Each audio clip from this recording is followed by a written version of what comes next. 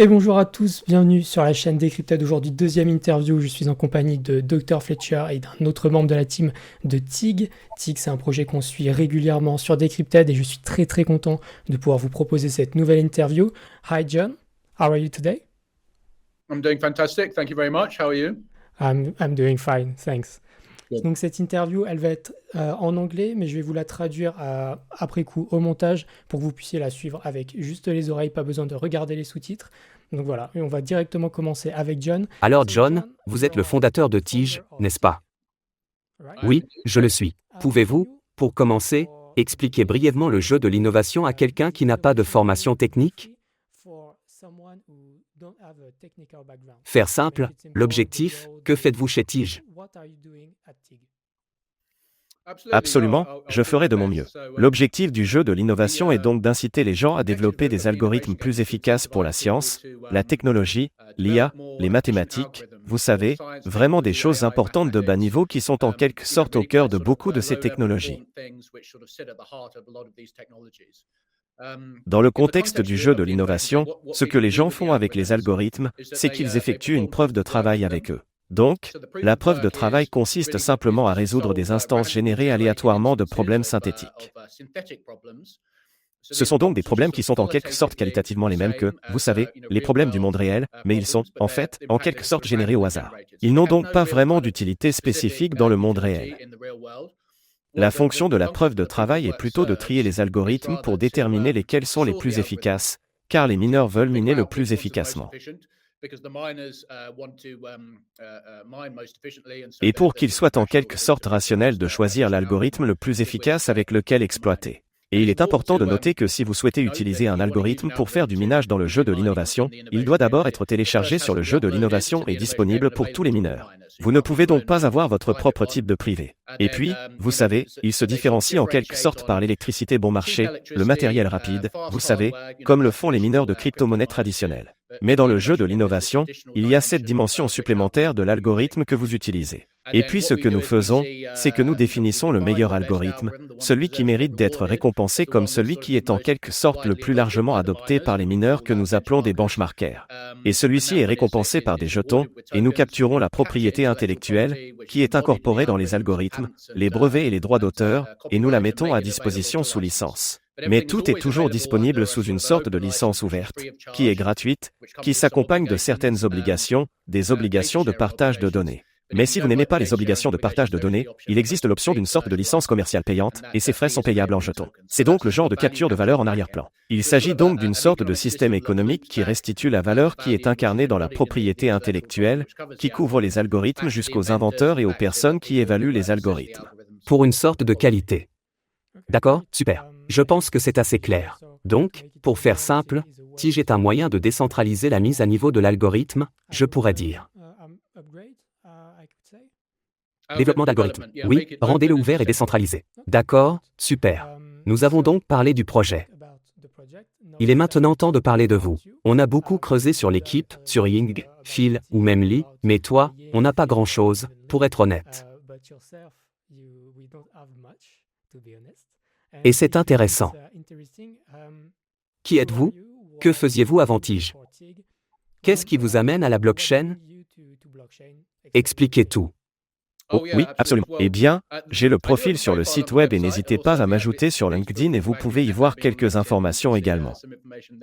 Mais j'ai une formation en physique et en mathématiques. J'ai d'abord été physicien, puis j'ai fait un doctorat en mathématiques appliquées et en physique théorique à l'université de Cambridge, où je suis maintenant pendant que je suis à Cambridge, la ville de Cambridge actuellement. Et mon projet en tant que doctorant était de trouver un moyen d'estimer en quelque sorte la dimension fractale d'une surface fractale aléatoire en regardant la façon dont elle diffuse la lumière. C'est un peu de physique, mais c'était surtout des mathématiques de processus aléatoires. Et puis après cela, j'ai été post-doctorant dans le même département de la faculté de mathématiques de l'université de Cambridge pendant un certain temps. Et puis je me suis lancé dans la recherche sur la blockchain, je pense, à plein temps vers 2016, 2017, et j'ai gravi les échelons. J'ai eu l'idée de base lorsque j'étais doctorant pour le jeu de l'innovation, mais je n'avais pas compris les détails. Il y avait divers blocages technologiques que je ne savais pas comment surmonter à l'époque. Mais il m'a fallu environ, peut-être 10 ou 11 ans pour comprendre tous les détails et maintenant tout est opérationnel. C'est donc une version très tronquée de mon voyage jusqu'à ce que nous en soyons là où nous en sommes maintenant. Oui, c'est fou, avoir une idée tout en étant étudiant et attendre 10, 11 ans pour la réaliser. C'est beau, un long processus dans le cerveau pour y parvenir. Absolument. Oui, je n'ai jamais oublié l'idée. Et l'une des raisons pour lesquelles je voulais travailler dans la recherche sur la blockchain, c'est parce que je voulais être exposé à de nouvelles idées qui, je l'espérais, m'aideraient en quelque sorte à franchir ces différentes étapes et, en quelque sorte, à surmonter ces divers types de blocs qui ont identifié pour cette grande idée du jeu de l'innovation. Et moi, j'ai finalement réussi à y arriver. Mais il s'agit en quelque sorte d'une combinaison de compréhension, vous savez, d'économie, je dirais, de compréhension un peu du fonctionnement de l'open source, de l'économie de la science et de l'économie de l'open source. Oui, et un peu de cryptographie et de mathématiques, mais pas énormément. C'est ça. Parfait. Merci. Alors on parle de vous, on parle de blockchain. L'équipe est, eh bien, comment dit-le, assez complète. Nous avons Sophia pour la propriété intellectuelle, Lee pour l'investisseur, Ying pour le développement, en gros, on pourrait dire. Donc l'équipe est, c'est quelque chose de rare de voir une équipe comme celle-ci, très préparée pour le projet.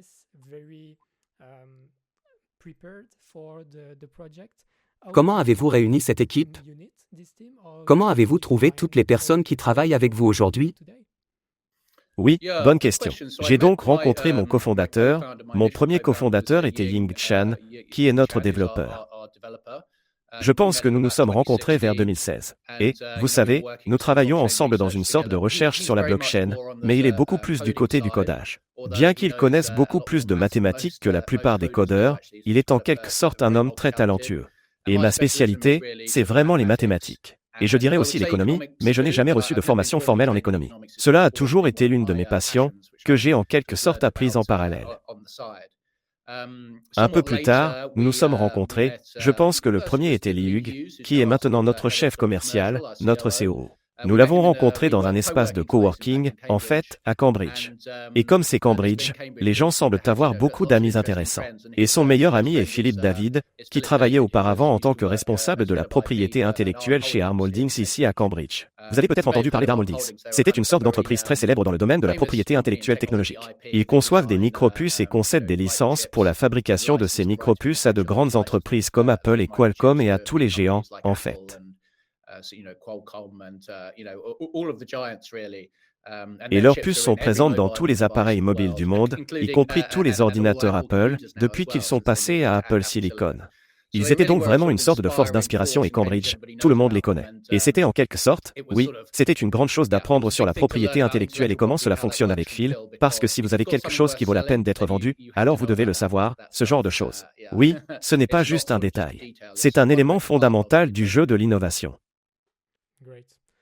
Génial. Pensez-vous que votre équipe est aujourd'hui prête à incarner le fait d'être peut-être l'un des plus grands projets ici avec une proposition de valeur unique?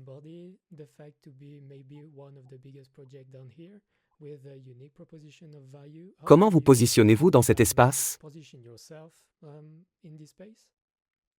Oui, je le crois. Je pense que Tige, pour autant que je sache, a une position assez unique dans l'espace.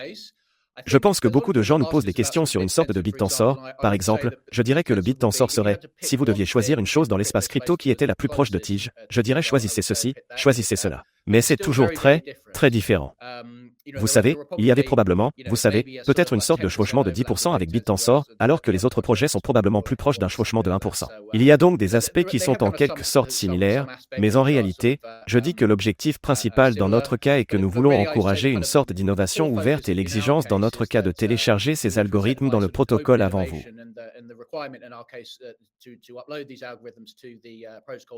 Je pense que c'est assez unique parce que dans la philosophie scientifique, ils veulent que tout soit ouvert pour que vous puissiez vous appuyer sur le travail des autres, ce qui signifie que vous progressez beaucoup plus rapidement.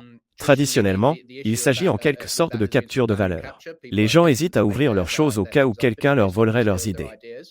Mais nous pensons que nous avons, vous savez, nous avons résolu ce problème, vous savez, vraiment à partir du contexte de l'open source et de l'économie de l'open source, qui nous a donné le genre de solution dans ce cas. Donc, oui, je pense qu'avec plusieurs preuves de travail, et qu'elles interagissent d'une certaine manière, vous pourriez être au courant de cela, Et cela signifie que l'instabilité dont les gens s'inquiétaient traditionnellement si vous pouviez mettre à niveau l'algorithme qui effectue la preuve de travail, c'était penser que le système serait toujours trop instable. Mais dans notre cas, vous savez, la stratégie pour résoudre ce problème implique d'avoir plusieurs preuves de travail relativement indépendantes, de sorte qu'elles n'ont pas tendance à être optimisées en même temps. Et ils se lient en quelque sorte les uns aux autres, dans une sorte de structure stable. Et il semble que cela puisse fonctionner dans ce cas. Alors oui, on croyait que c'était quelque chose que vous ne pouviez pas faire. Je pense que même des personnes célèbres comme Greg Maxwell, je pense qu'il est un célèbre développeur et mathématicien de Bitcoin. Il a écrit un article sur les propriétés de la preuve de travail. Et l'une d'entre elles est que vous ne pouvez pas effectuer de preuve de travail avec un algorithme optimisable. Mais il semble que nous ayons réussi à trouver un moyen de le faire. Génial, génial. Donc, pour continuer, nous avons entendu des rumeurs selon lesquelles VC aurait acheté un jeton TIC. Pouvez-vous le nommer en premier, si c'est le cas, ou si vous ne pouvez pas, pouvez-vous au moins dire s'il s'agit de Web 2, Web 3, et s'il est facile de les connaître, s'ils sont des VC bien connus?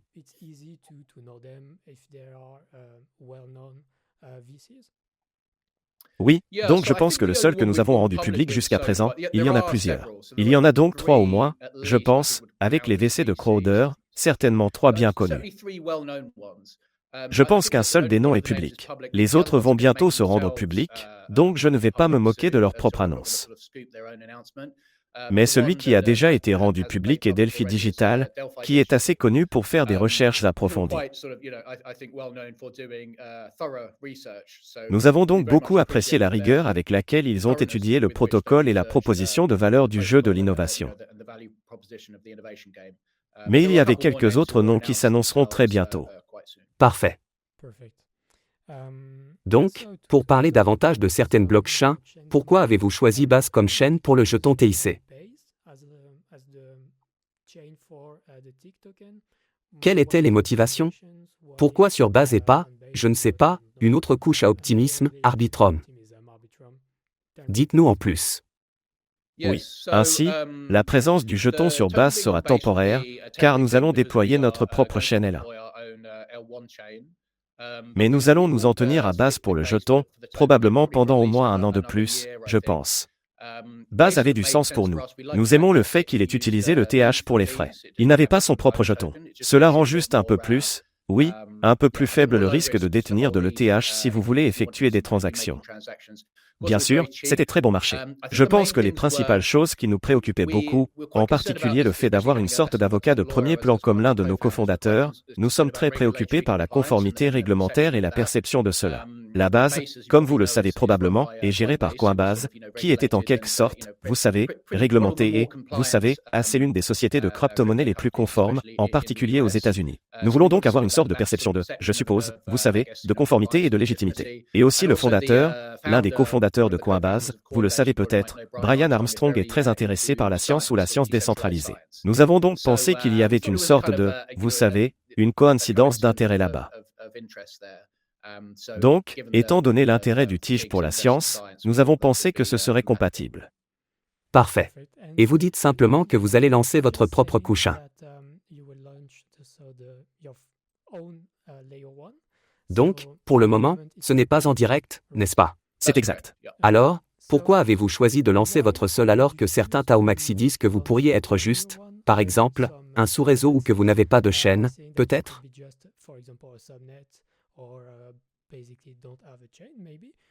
Pourquoi avoir le vôtre? Quels sont les avantages? Quels sont les inconvénients? Les points négatifs? Dites-nous en plus. Oui, donc je pense qu'il y a un peu d'histoire, vous savez, des gens qui ont une sorte de protocole en crypto-monnaie, et quand le nouveau arrive, ils disent « Pourquoi ne devenez-vous pas simplement un sous-ensemble de notre protocole ?» Je veux dire, je pense que vous vous souvenez probablement à l'époque du Bitcoin, lorsqu'Ethereum a été lancé, ils se sont dit, pourquoi ne pas simplement, pourquoi Ethereum n'est-il pas juste une cible chat? Vous savez, quelqu'un d'autre lance son protocole, pourquoi ne le faites-vous pas simplement comme un contrat intelligent dans Ethereum? Je pense qu'en fin de compte, c'est intéressant, je ne sais pas, pour être honnête, je suis un peu sceptique quant au fait que l'innovation puisse être un sous-réseau sur BitTensor. Il faudrait que vous m'expliquiez celle-là. Mais en général, la réponse est assez simple. Cela vous donne plus de flexibilité et de liberté pour concevoir les choses exactement comme vous le souhaitez. C'est donc la vraie raison pour laquelle nous voulons avoir notre propre type de première couche. Nous avons une proposition économique tout à fait différente. Si vous y réfléchissez, nous capturons la propriété intellectuelle, qui est entièrement intégrée dans une sorte de grand portefeuille. Un peu de la même manière, je pense, quant à la façon dont les grands projets open source capturent la propriété intellectuelle. Linux, par exemple, a toutes sortes de droits d'auteur et même des brevets qu'ils ont des licences sur les brevets qui leur sont attribués s'ils sont couverts par les contributions à Linux. Et c'est en quelque sorte tout géré par la Linux Foundation. Dans notre cas, nous allons le mettre à disposition sous licence. Alors bien sûr, les revenus de licence sont ce qui vous donne la demande pour le jeton. Je ne sais donc pas trop comment cela fonctionnerait si vous utilisiez le jeton de quelqu'un d'autre. Je veux dire, vous n'êtes plus à la merci des autres choses qui se passent. Et donc, parce que l'économie est assez unique, je ne pense pas qu'un projet crypto auparavant ait eu la proposition de valeur qu'il capture la propriété intellectuelle et la rende disponible pour une licence afin de générer des revenus. Il est logique pour nous de faire quelque chose sur mesure dans ce cas. Oui, c'est tout à fait logique. La question portait davantage sur les personnes qui disent qu'il pourrait s'agir d'un simple sous-réseau, mais ce n'est pas si facile. Vous ne pouvez pas faire ce que vous voulez, vous devez vous intégrer dans le système BitTensor, donc ce n'est pas si facile et c'est tout à fait logique.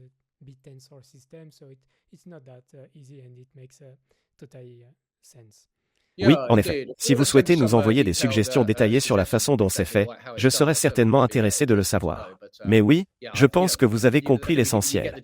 C'est juste très différent sur le plan économique. Oui, totalement. Donc, juste pour parler plus de Tige, allez-vous prévoir d'ajouter plus de problèmes? Pour l'instant, si je ne me trompe pas, il y a 4 problèmes. Par exemple, Joestar avait l'habitude de miner le jeton Tige il y a quelques jours, il y a quelques semaines, et il m'a dit que c'était beaucoup de travail de comparer tous les problèmes, de faire tout le mécanisme de preuve de travail, de problèmes. Ainsi, chaque fois que vous ajoutez un autre problème, vous donnez plus de repères à faire aux mineurs. Y a-t-il une limite à cela? Combien de problèmes pouvez-vous ajouter maintenant et à l'avenir? Comment est-il évolutif à l'heure actuelle? Oui, bonne question. Il n'y a donc pas de limite supérieure au nombre de problèmes ou de défis, comme nous les appelons dans le contexte du Tige, que nous pouvons introduire. Comme vous le savez, chacun d'entre eux correspond à un type différent de preuve de travail. La vraie contrainte serait que, si vous en ajoutez trop, la récompense pour chacun d'entre eux serait moindre. Vous devriez donc vraiment les ajouter au fur et à mesure que le protocole se développe. Nous les ajoutons donc de manière préventive, et la valeur du jeton de protocole devrait augmenter en raison de l'augmentation de la plage d'adresse IP que vous pouvez collecter. Mais il ne faut pas en ajouter trop rapidement, car sinon, vous savez, les gens auraient une incitation réduite à travailler sur chacun des défis. Nous allons donc augmenter les défis au fur et à mesure que le protocole évolue en termes de capitalisation boursière, vous savez, au cours des 3 à 5 prochaines années. Je m'attendrais à ce que ce soit un peu difficile à estimer, mais je m'attendrais à ce que nous nous retrouvions avec quelque part de l'ordre de, vous savez, des centaines de défis, ou des preuves de travail différentes à la fin. C'est parce que, si vous connaissez un peu les sciences mathématiques, il y a souvent ces sortes de primitives que vous avez, et vous pouvez faire des calculs beaucoup plus compliqués, mais beaucoup de ces problèmes sont, vous savez, des sortes de sous-programmes, vous savez, un peu primitifs, vous. Savoir, des blocs de construction dans des problèmes plus compliqués. Donc, ce que nous visons à faire, c'est d'ajouter en quelque sorte les types les plus fondamentaux, et ensuite, bien sûr, les gens peuvent les utiliser comme sous-routines ou sous-parties dans des types de programmes plus compliqués. Mais il y a, vous savez, probablement de l'ordre de, vous savez, quelques centaines, au moins, de ces types très importants de problèmes primitifs. Vous savez, de temps en temps, vous en avez de nouveaux, mais en fait, l'ensemble des défis potentiels est relativement stable au fil du temps. C'est l'une des choses que beaucoup de gens ne réalisent pas, beaucoup de ces choses qu'ils résolvent dans l'apprentissage automatique. Par exemple, vous savez, essayer de trouver une valeur minimale d'une fonction non conflictuelle de grande dimension. Je veux dire, c'est probablement quelque chose que, vous savez, Gauss ou quelque chose comme ça ou Laplace, vous savez, essayez de comprendre à l'époque. Les problèmes eux-mêmes ne sont donc souvent pas vraiment nouveaux. Ce qui est nouveau, ce sont les meilleures techniques et méthodes pour résoudre les problèmes. Vous avez des techniques beaucoup plus puissantes, beaucoup plus efficaces pour trouver ces sortes de pentes minimales et ainsi de suite ces jours-ci. Nous pensons donc que l'ensemble des problèmes est raisonnablement stable. Donc, nous sommes un peu chargés et puis cela va, vous savez, cela pourrait changer de temps en temps, un peu comme la Constitution américaine, vous pourriez avoir un amendement une fois toutes les quelques décennies ou quelque chose comme ça, mais ce sera assez stable par rapport aux 3 à 5 premières années où ils seront ajoutés, en succession assez rapide. Donc oui, pour répondre directement à votre question, il n'y a pas de limite supérieure sauf qu'elle est limitée par la valeur du jeton et le marché. Capitalisation. D'accord, super. Nous parlions donc de ces IP. Je pense que cela pourrait être peut-être une confusion. Il y a beaucoup d'adresses IP différentes lorsque vous lisez les livres blancs, même s'il y en a beaucoup qui ne sont pas nécessairement nécessaires pour comprendre ce qu'est le tige.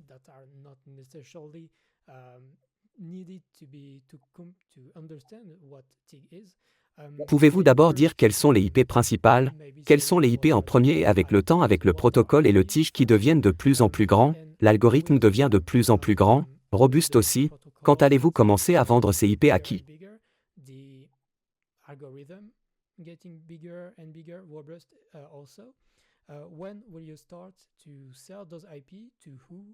Avez-vous déjà un plan ou pas? Ce sera dans le futur? Oui, donc la propriété intellectuelle, voulez-vous dire le type de propriété intellectuelle comme les brevets et le droit d'auteur? Oui. Donc, nous le ferons en quelque sorte contractuellement, nous ne les vendrons jamais. C'est un peu comme dans Linux, si vous cédez un droit d'auteur ou quelque chose de votre contribution pour Linux, il ne sera pas échangé ou vendu, il reste dans la propriété de la fondation Linux. Et c'est l'accord contractuel, vous le donnez à la condition qu'il ne soit pas revendu. Nous le détiendrions au sein de la fondation Tige et nous rendons la propriété intellectuelle disponible sous licence. Des clients naturels pour cela, il y en a beaucoup, vraiment n'importe qui utilise des algorithmes de calcul, il y a des agrégateurs d'algorithmes, des gens comme MathWorks, qui font des implémentations très optimisées d'algorithmes et les intègrent dans leur logiciel qu'ils licencient ensuite.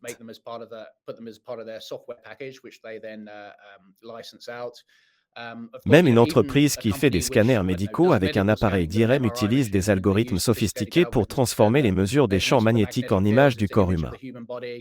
Et bien sûr, vous savez, les entreprises d'IA, si elles peuvent avoir une technique d'apprentissage automatique, vous savez, une version de la descente de gradient ou une architecture de réseau neuronal, qui est plus efficace, elles peuvent réaliser d'énormes économies. Et, vous savez, par exemple, l'architecture du transformateur, qui est la chose la plus chaude dans les réseaux neuronaux, a fini par être, je pense que c'est environ 20 fois plus efficace que la génération précédente. Donc, ces choses peuvent être, vous savez, non seulement très avantageuses, mais elles peuvent être absolument essentielles. Si votre concurrent avait un avantage de 20 fois dans l'entraînement d'un modèle d'apprentissage automatique, vous ne seriez tout simplement pas en mesure de rivaliser. Il s'agit donc d'éléments de propriété intellectuelle extrêmement puissants. Parfois, ils peuvent être littéralement essentiels et indispensables.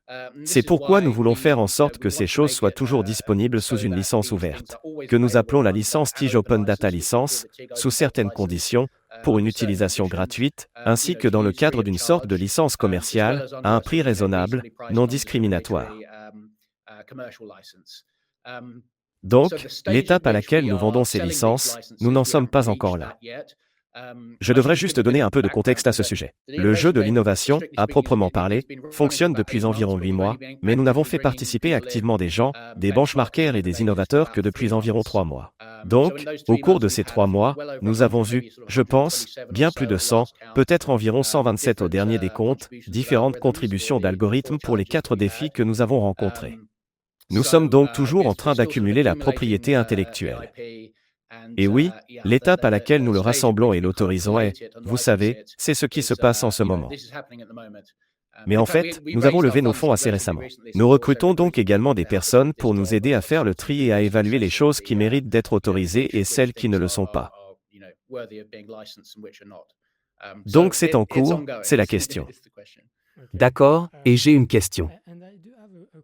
Vous parlez donc de 2 adresses IP différentes, comme l'ouverte, l'open source, que les gens peuvent utiliser gratuitement et celle allouée.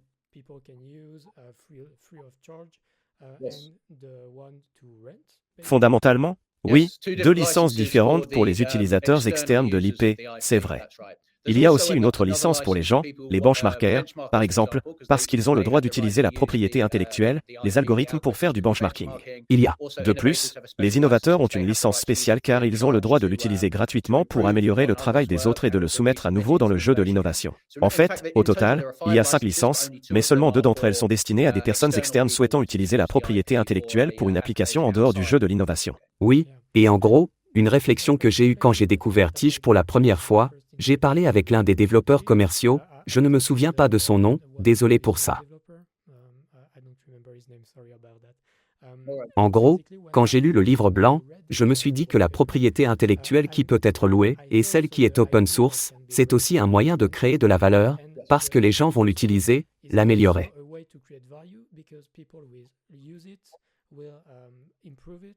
Donc, il renvoie essentiellement une certaine valeur au tige et la valorisation du tige augmente avec le cas d'utilisation. Oui, absolument. C'est donc un point très important. Il serait donc faux de dire que seule la licence commerciale donne de la valeur au tige.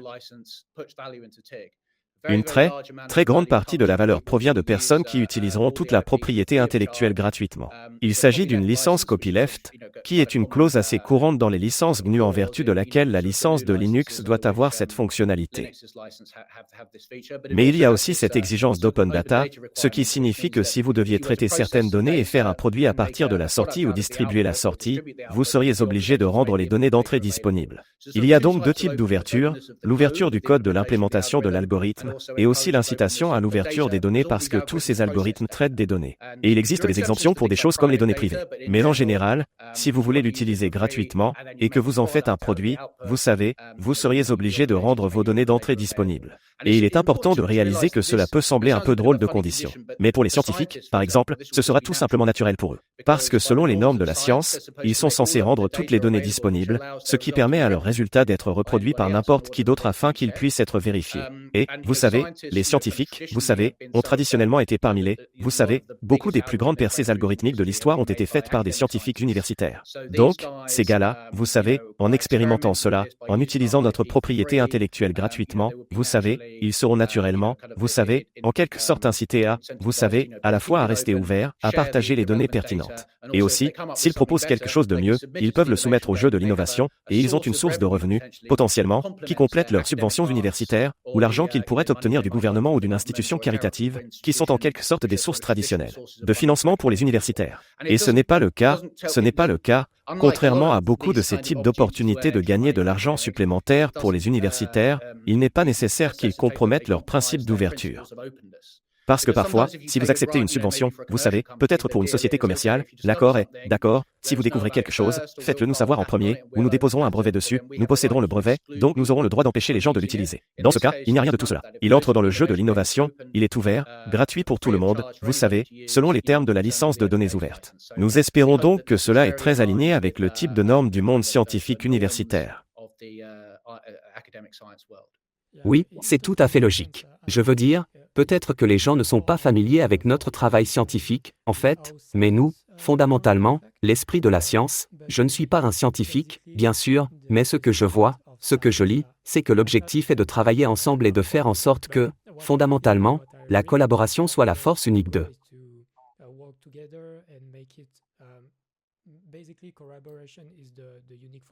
La science et le mécanisme du tige sont, et bien, complètement mis en évidence.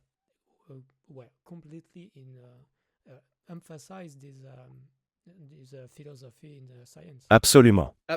Je veux dire, nous l'avons conçu pour qu'il soit entièrement complémentaire et qu'il soit conforme au type de normes de la science et à ce en quoi les scientifiques croient. Comme vous le dites à juste titre, ils veulent que leur travail soit ouvert parce que la science progresse beaucoup plus rapidement lorsqu'il y a un débat ouvert et que les gens peuvent s'appuyer sur le travail des autres. Ils ne disent pas « Oh, vous n'avez pas le droit de construire quelque chose à partir de mon travail parce que j'ai les brevets et que vous n'êtes pas autorisé à le faire et ce genre de choses. » Nous utilisons donc les brevets et le droit d'auteur, encore une fois, dans un esprit similaire à l'open source, pour garder les choses ouvertes. Vous savez, notoirement dans l'open source, vous savez, la copie laissée était une sorte d'inversion du droit d'auteur. Auparavant, il s'agissait d'un droit de propriété qui avait été utilisé pour exclure en quelque sorte d'autres personnes. Et puis le grand génie de Richard Stallman, qui était en quelque sorte le fondateur du mouvement du logiciel libre, c'est qu'il a inventé, il a découvert une façon d'utiliser le même droit de propriété, mais de garder les choses ouvertes et disponibles pour que tout le monde puisse les utiliser plus tôt. Plutôt que d'exclure des gens, cela inclut des gens. Et faire la même chose avec les brevets.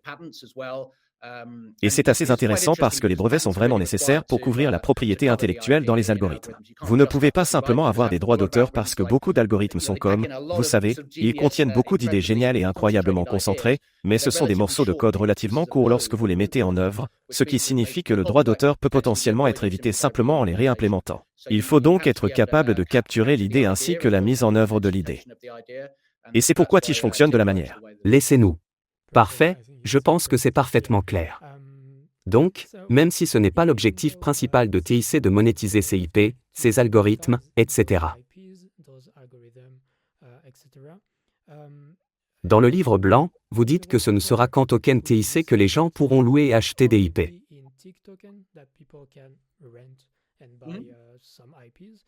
Pensez-vous que cela peut être une friction de ne pas autoriser l'achat et la location avec des stablecoins? Prévoyez-vous de l'ajouter à l'avenir? Je sais que la vente d'IP est la prochaine étape pour 4B où nous en sommes maintenant. Oui. Avez-vous des projets avec le stablecoin? Pensez-vous qu'il s'agit d'une friction? Absolument. C'est un excellent point. Donc, beaucoup de gens qui voudraient accorder une licence pour ce type de propriété intellectuelle ne seraient pas des personnes du type crypto-native. Donc, même si nous disons, vous savez, que les frais sont facturés en jetons, en pratique, nous prévoyons de leur faciliter la tâche, nous offrirons un service où ils pourront simplement nous payer en monnaie fiduciaire, vous savez, même pas nécessairement en stablecoin, peut-être une sorte de un virement bancaire à l'ordre de la fondation Tige. Et nous utilisons ensuite l'argent pour acheter les jetons Tige sur le marché libre. Nous facilitons donc cela pour réduire les frictions et faciliter la compréhension de ce à quoi les gens sont habitués. Parce qu'il s'agit de vendre à des personnes qui sont en dehors de l'industrie traditionnelle de la cryptographie. Oui, donc nous voulons que ce soit aussi facile que possible. Pour autant que possible. Mais c'est une très bonne question. D'accord? Parfait. Nous l'attendons parce qu'aujourd'hui l'objectif est d'abstraire les chaînes, les blockchains abstraites, les comptes abstraits. Il est donc tout à fait logique qu'il soit disponible à l'achat avec stablecoin ou avec fiat et que vous fassiez l'échange avec un jeton TIC. C'est donc formidable d'entendre que c'est dans les plans, même si ce sera dans de nombreuses années. Ce sera peut-être plus tard, nous verrons. Espérons que ce sera le plus tôt possible, mais ce sera passionnant. Je m'y attends. Peut-être n'importe quel alpha, mais nous reviendrons plus loin sur ce point.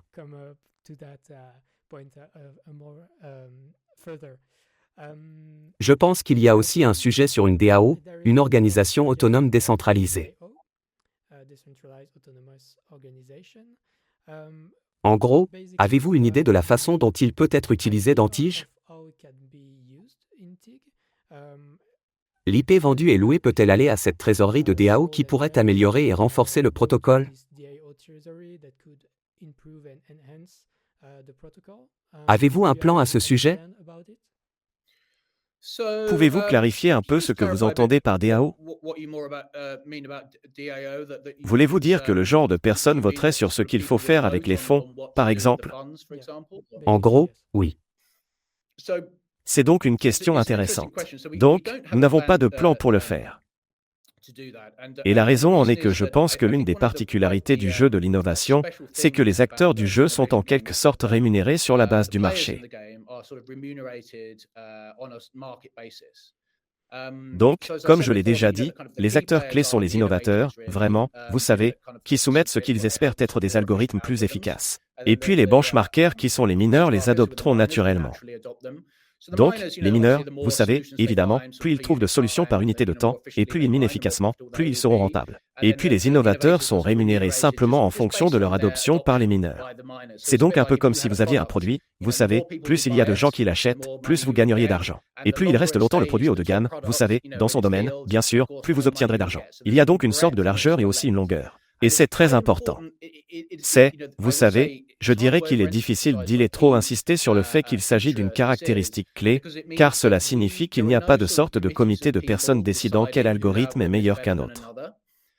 Et l'une des raisons pour lesquelles c'est important, c'est parce que quel algorithme est meilleur, il peut être très difficile à établir. Je veux dire, si vous avez un algorithme, par exemple, qui fonctionne plus efficacement sur un type particulier de matériel, quelqu'un pourrait dire, vous savez, cela mérite d'être récompensé parce qu'il est meilleur que la génération précédente. Mais que se passe-t-il si ce matériel est très cher ou très peu disponible? Est-ce vraiment un meilleur algorithme? Eh bien, vous savez, peut-être pas parce que cela n'a pas autant d'impact pratique. Donc, dans notre cas, nous pouvons simplement laisser cela entièrement au marché. Nous disons simplement que celui qui est le plus utilisé par les mineurs est le meilleur. Et donc, nous n'avons pas besoin que les gens essaient de prendre des décisions sur l'algorithme qui est le meilleur, car c'est presque le problème clé. Il est très difficile de porter de tels jugements. Vous savez, vous pouvez avoir des sortes d'experts, mais même des experts ne le font pas, ils ne peuvent pas dire sur la disponibilité de différents matériels, vous savez, dans différents endroits, vous savez, le coût de l'électricité, ils ne peuvent pas prendre ces choses en compte, seul un marché le peut. Et donc on n'aura pas vraiment une sorte de trésorerie ou de surplus à déployer en tant que tel. Nous l'avons fait temporairement parce que nous avons besoin d'un peu d'argent pour investir certains, vous savez, élaborer les différents défis à relever et ainsi de suite, et couvrir les coûts des brevets. Mais en fin de compte, tous les revenus des licences sont simplement réacheminés par un mécanisme de marché vers deux catégories de personnes, les mineurs et les innovateurs, et il n'y a aucune décision à prendre. Il n'y a pas de comité ou de ce qui est nécessaire dans ce cas. Et je pense que c'est une bonne chose, parce que, vous savez, le financement alloué par le comité est souvent nécessaire, mais c'est généralement parce qu'il n'y a pas de mécanisme de marché clair pour allouer le financement. Et c'est en quelque sorte, oui, c'est une sorte de sauvegarde. Oui. Donc, en gros, vous dites qu'il n'y a pas besoin d'une DAO dans le mécanisme TIG et c'est logique parce que c'est un marché libre et que vous laissez l'algorithme, les mineurs, les innovateurs faire ce qu'ils veulent.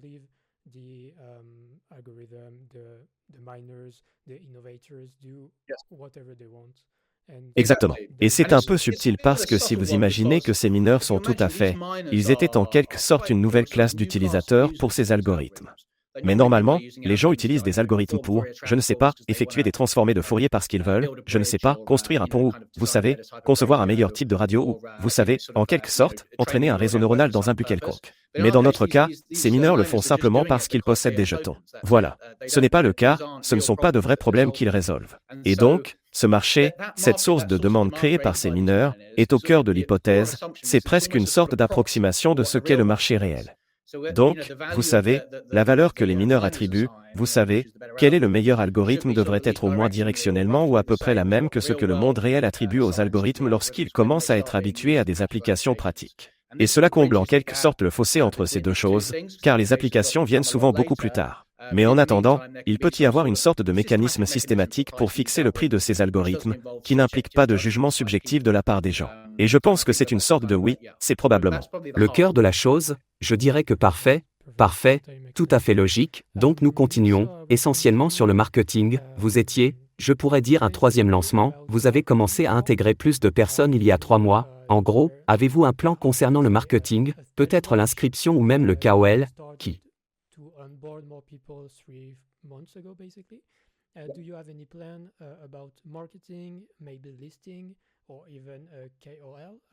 les leaders d'opinion, qui sont comme très courants sur X, par exemple. Avez-vous l'intention de le faire? En avez-vous besoin? Dites-nous en plus sur la partie marketing. Oui, c'est une excellente question. Donc, vous savez, nous avons été un peu sous le radar pendant un certain temps. L'une des raisons, c'est que, vous savez, bien que par le bouche à oreille, pas mal de gens en ont entendu parler, comme vous. Nous voulions nous assurer que tout fonctionnait de manière assez robuste avant d'entrer dans le marché de masse. Nous n'avons donc pas vraiment, comme vous l'avez probablement vu, fait beaucoup de marketing. Nous avons envoyé, vous savez, des tweets occasionnels, mais rien de systématique et de concerté. Tout cela est encore à venir. C'est ce que nous prévoyons.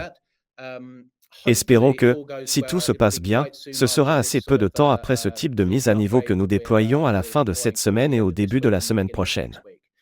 Nous avons appris tellement de choses de ces derniers mois en termes de façon dont les mineurs pouvaient gagner de l'argent qui était parfaitement rationnel pour eux, mais qui n'incitait pas vraiment le type d'innovation qui serait précieux pour la licence.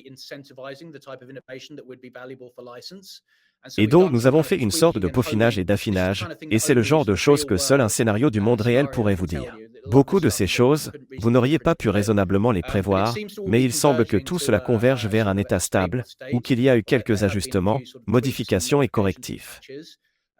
Donc, si tout va bien, croisons les doigts, avec cette prochaine mise à niveau, si elle a l'effet que nous espérons, nous pensons que nous serons probablement prêts pour un public plus large. Je dirais plutôt que d'aller au marché de masse. Pour ce qui est de nos plans pour cela, oui, je ne suis pas le gars du marketing, mais nous avons des gens très expérimentés à bord, qui nous ont aidés dans ce genre de choses.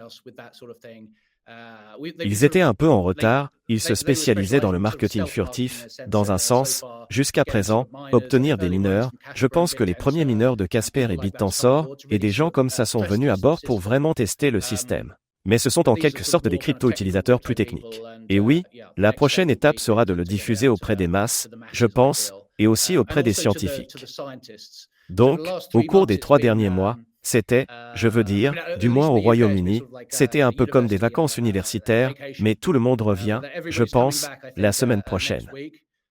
Et nous avons l'impression, je veux dire, bien sûr, que l'examen scientifique est, dans un sens, toujours le plus difficile à passer.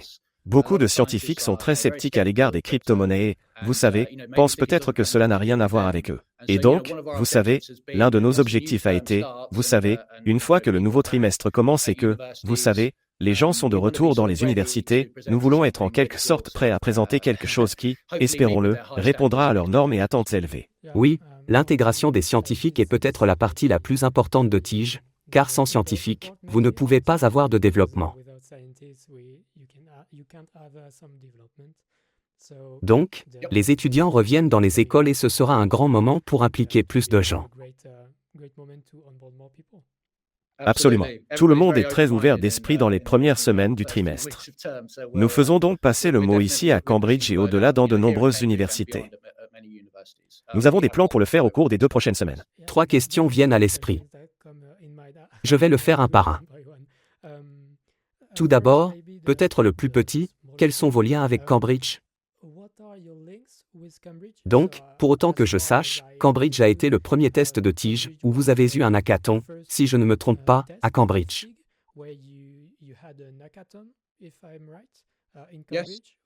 Est-ce parce que vous avez d'abord fait partie de Cambridge? Que êtes-vous? Pourquoi Cambridge? Et quels sont vos liens avec Cambridge? J'ai donc plusieurs liens vers Cambridge. En fait, j'ai grandi ici, à Cambridge, c'est-à-dire qui est le premier lien. J'ai fréquenté l'université de Cambridge en tant que doctorant, et j'ai également travaillé comme universitaire pendant un certain temps dans le département de mathématiques pendant plusieurs années. J'ai également fondé ce qui s'appelait alors la Cryptographic Currency Society vers 2016, je pense, ou peut-être 2015. C'était plutôt, qui était l'une des premières sociétés, je pense, vous savez, après le MIT, je pense qu'ils avaient d'abord remporté une société Bitcoin, qui a maintenant évolué pour devenir la société blockchain, qui est comme une société beaucoup plus grande et plus populaire qu'elle ne l'était lorsque je l'ai fondée pour la première fois. Nous avons donc toujours des liens, en fait, avec la Blockchain Society ici à l'université de Cambridge. En fait, ils ont entendu parler de moi et de mes collègues qui l'ont lancé à l'époque parce que notre premier conférencier que nous avons eu, le tout premier gars que nous avons eu à venir était Vitalik Buterin, qui a donné une conférence à Cambridge, une sorte de conférence inaugurale de notre société. C'est donc une sorte d'événement légendaire dans vous savez, du moins dans les cercles de la société. Donc, nos liens avec eux sont, vous savez, assez forts. Je n'ai pas de poste officiel à l'université de Cambridge ces jours-ci, mais je connais encore, vous savez, plusieurs vieux collègues de l'époque où j'étais doctorant et universitaire et qui sont toujours ici. Cambridge est donc une petite ville et vous rencontrez beaucoup de gens. C'est donc vraiment l'étendue de nos liens avec l'université. Parfait. Donc, les 2 autres questions sont, vous parliez du lancement de Dell, que vous faisiez depuis 3 mois. En gros, je pense que Tige peut exploser, c'est la notoriété. Un jour, il y a des fils de discussion qui font des milliers de vues et les gens écoutent Ting et comprennent ce que c'est.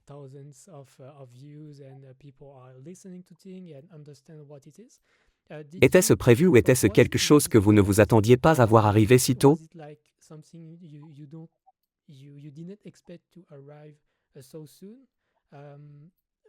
Quelle a été votre réaction le jour où Ting a été un peu au courant sur les réseaux sociaux? Réseau? Oui, c'était un peu curieux parce qu'évidemment, je le développe depuis environ 11 ans et ça a toujours été un peu dans ma tête. C'était une expérience un peu surréaliste.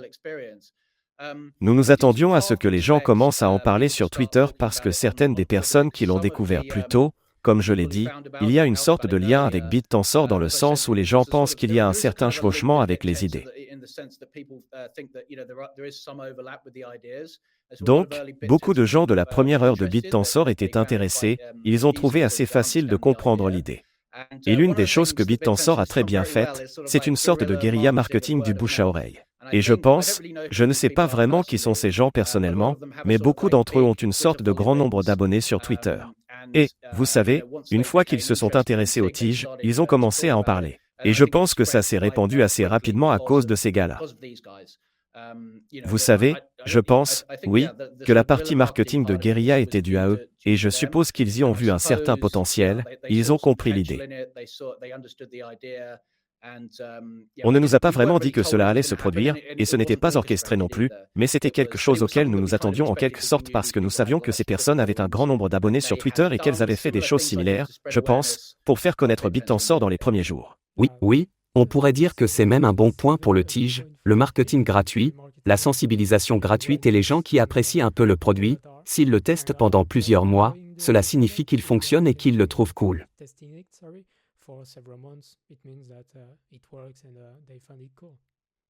Eh bien, absolument, oui. C'est bien d'obtenir l'approbation de ces gens et oui, il y a beaucoup de types de mineurs qui sont, je pense que l'exploitation minière dans le jeu de l'innovation aussi, oui, c'est l'une des choses qui a probablement en commun avec BitTensor, c'est qu'il y a probablement plus de compétences que beaucoup de protocoles de preuve de travail. Il a donc tendance à attirer ces types de mineurs très compétitifs et hautement qualifiés qui sont en quelque sorte, oui, qui sont aussi très vocaux et, vous savez, probablement comme de grandes personnalités en général. Il semble donc parler de TIGE en ligne aussi, ce qui est, je suppose que c'est une bonne chose, vous savez, la publicité est bonne. Oui. Et ma dernière question est la suivante. Vous avez parlé de la prochaine mise à niveau que TIGE va pousser très bientôt. Quel est l'intérêt de cette mise à niveau? Pouvez-vous nous dire quelque chose qui n'est pas encore en ligne, qui n'est pas encore connu? Quel sera l'objectif de cette mise à niveau, en gros, si vous pouvez nous le dire? Oui, c'est une très bonne question. Et donc une chose que nous avons réalisée, et une sorte de problème dont les gens pouvaient se plaindre en ligne, vous savez, à tort ou à raison, c'est qu'il y a eu un moment où l'un des mineurs a commencé à devenir en quelque sorte très dominant. Et donc, vous savez, avant cela, plus de mineurs avaient réussi à gagner un nombre décent de jetons.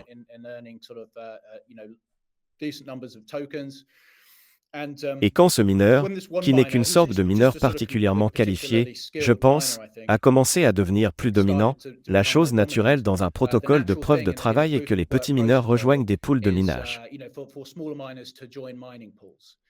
Et l'une des raisons pour lesquelles les pools de minage sont bons pour les petits mineurs est qu'ils répartissent la variation de leurs récompenses.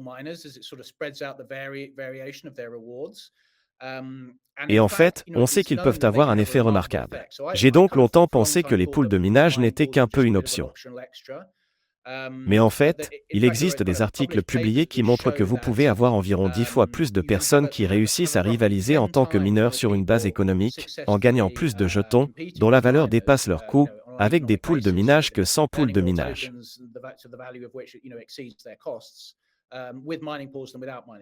Donc, 10x est un nombre très, très grand. De plus, nous avons réalisé que dans le jeu de l'innovation, les règles de minage, le cas échéant, sont encore plus importantes. Et l'une des raisons est que si vous avez une sorte de façon dont cela fonctionne, vous devez garder à l'esprit toutes les preuves de travail. Mais si vous avez une sorte de variation dans votre succès, donc que vous dites que vous avez en quelque sorte 5 preuves de travail et que vous gagnez beaucoup de ceci et la moitié de celui-là, un peu plus de celui-là, alors vous êtes pénalisé pour ce qu'on appelle la pénalité de déséquilibre. Donc, ce que vous devriez faire pour être optimal, c'est de le rendre plus probable pour toutes vos preuves de travail à un niveau assez similaire. Mais le truc, c'est que lorsque vous êtes un mineur plus petit, juste par stochasticité, juste par hasard, vous êtes plus susceptible d'être déséquilibré, simplement parce que, vous savez, si vous ne trouvez que 3 sortes de, vous savez, solutions pour celle-ci, vous en trouvez 2 pour celle-ci, et une. Pour celui-ci, vous savez, c'est en quelque sorte le triple du nombre de celui-ci. C'est donc comme, proportionnellement, il est beaucoup plus facile d'être déséquilibré si vous êtes un petit mineur. C'est donc en quelque sorte, c'est presque comme une double peine. Et donc nous, vous savez, nous nous en sommes en quelque sorte rendus compte, et nous avons pensé que les pools de minage seraient, vous savez, souhaitables. Et au fond de moi, je me suis toujours dit, vous savez, d'accord, alors nous allons simplement mettre en place un pool de minage. Mais en fait, il y avait quelque chose dans la façon dont le jeu d'innovation fonctionnait, ce qui, avec sa configuration actuelle, rendait les pools de minage très difficiles. Et pour entrer assez rapidement, c'est que si les pools fonctionnent, vous avez donc un opérateur de pool, puis vous avez une sorte de membre du pool qui envoie souvent leurs solutions à l'opérateur du pool, qui les agrège en quelque sorte, puis interagissent directement avec la chaîne. Et l'exploitant de la piscine a vraiment besoin de savoir que les membres de la piscine essaient au moins de trouver des solutions. Il peut donc s'agir de mineurs assez petits, ils peuvent en trouver un très rarement. Mais chaque fois que quelqu'un dans le pool obtient une solution, vous savez, ils partagent tous les récompenses. Et c'est un peu l'intérêt du pool de minage. Mais vous devez savoir que ces gars-là essaient de trouver une solution. Sinon, ils pourraient simplement faire du profiteur, prétendre qu'ils essaient et qu'ils ne le font pas, puis ils obtiennent une part de la récompense, ce qui serait injuste. Et la façon dont le TIGE fonctionnait auparavant, c'est qu'en gros, pour faire court, c'était, Vous pouviez dire que la personne avait fait le travail lorsqu'elle avait trouvé une solution, mais vous ne pouviez pas dire qu'elle avait essayé de trouver une solution. Donc, dans le cadre de la preuve de travail plus traditionnelle basée sur le hachage, ce qu'ils font, c'est qu'ils envoient ce qu'on appelle des partages de hachage, qui sont en quelque sorte des choses de moindre difficulté. Ils ne valent donc rien en termes de Bitcoin, mais c'est un moyen pour l'opérateur du pool de vérifier que ce type fait vraiment du minage parce qu'il trouve moins souvent ces solutions de moindre difficulté. Ce n'était pas possible avec la façon dont le jeu de l'innovation était configuré. Nous le modifions donc pour le rendre possible. Et donc les pools de minage seront possibles. Donc, les pools de minage, encore une fois, ça sonne comme, c'est un peu, vous savez, un supplément facultatif. En fait, c'est très, très important, surtout dans le jeu de l'innovation. C'est donc l'objectif principal de cette mise à niveau particulière pour permettre les pools de minage. Ouais, c'est cool. Une heure d'arrivée estimée pour celui-ci? Oui, je n'aimerais pas mettre de date limite parce que ma collègue Ying travaille 24 heures sur 24. Je lui mettrai plus de pression. Mais il semble qu'il sera probablement prêt au début de la semaine prochaine. Vous savez, croisons les doigts, ce qui a été un peu plus long que nous l'avions espéré. Mais oui, ce sont ces choses qui peuvent parfois être un peu difficiles à estimer. Mais je dirais que les gens vont valoir la peine d'attendre parce que c'est une mise à niveau très importante. Et cela permettra aux petites sociétés minières qui veulent s'impliquer d'être à nouveau compétitives. C'est donc une chose très positive. C'est très bien, Dr Fletcher, je n'ai plus de questions, ça fait 50 minutes, quelque chose comme ça, c'était vraiment cool et j'ai juste une dernière question aujourd'hui dans notre monde, que diriez-vous à un jeune investisseur, un jeune croyant en crypto, de poursuivre son voyage, sa crypto? What would you say to a young investor, a young crypto believer, to pursue his journey, its crypto Parcours, journey? quel sera votre conseil, votre philosophie que vous souhaitez transmettre à un jeune d'aujourd'hui? To a young person today. Je ne donnerai certainement aucun conseil d'investissement, mais je dirais de rester intéressé par la crypto parce que l'ensemble des choses qui fonctionnent et qui ont un impact ne sont pas vides n'est pas vide. Certaines personnes seront un peu à la limite du scepticisme ou un peu comme un optimisme extrême, deux choses que je pense être très dangereuses. Je dirais donc que la plupart des choses en crypto n'ont tout simplement pas de sens pour moi, mais certaines en ont. Et donc il y a ces joyaux là-dedans. Mais l'une des choses que je dirais qui rend les choses difficiles, c'est de faire le tri entre le bruit et les vrais, vous savez, le genre d'opinion réelle. Et, vous savez, une grande partie de l'information dans le domaine des crypto-monnaies est en quelque sorte transmise sur les médias sociaux, par exemple. Et, vous savez, vous avez un grand nombre de personnes qui disent que X, Y ou Z est, vous savez, la prochaine grande chose et c'est absolument fantastique. Je suppose que ce que je dis à cela, c'est que, vous savez, je veux dire, les gens croient que les choses les plus absurdes sont absolument fantastiques, n'est-ce pas? Comme, vous savez, je ne veux pas, vous savez, c'est un peu comme, je ne veux pas dénigrer une sorte de, vous savez, des membres de la secte ou quelque chose comme ça, vous savez, c'est en quelque sorte, juste parce que beaucoup de gens disent que quelque chose a du sens, ça ne veut pas dire que ça a du sens. Et ce que je vous conseillerais de faire, c'est d'aller trouver quelqu'un qui est vraiment intelligent, qui n'est probablement pas dans la crypto, et de lui demander si cela a du sens. Ce serait mon conseil de leur donner une sorte et le truc, c'est que souvent la réponse va être décevante. Ils vont juste dire non. Et pour être honnête, ils ont probablement raison. Mais je dirais, oui, peut-être amener quelqu'un qui est comme un expert en IA, qui n'est pas dans la crypto, qui est comme, vous savez, un universitaire ou, vous savez, votre oncle intelligent, faites-lui regarder le jeu de l'innovation et demandez-lui ce qu'il en pense. Et oui, envoyez-nous le résultat parce que nous sommes très, très intéressés de savoir. Eh bien, je pense que c'est la meilleure façon de le terminer. Monsieur Fletcher, je vous remercie de votre temps. Merci d'avoir accepté cette invitation et nous avons hâte de voir l'évolution technologique à la prochaine fois. Merci d'avoir regardé Decrypted by les gars, et à bientôt Monsieur Fletcher. Bye. Bye.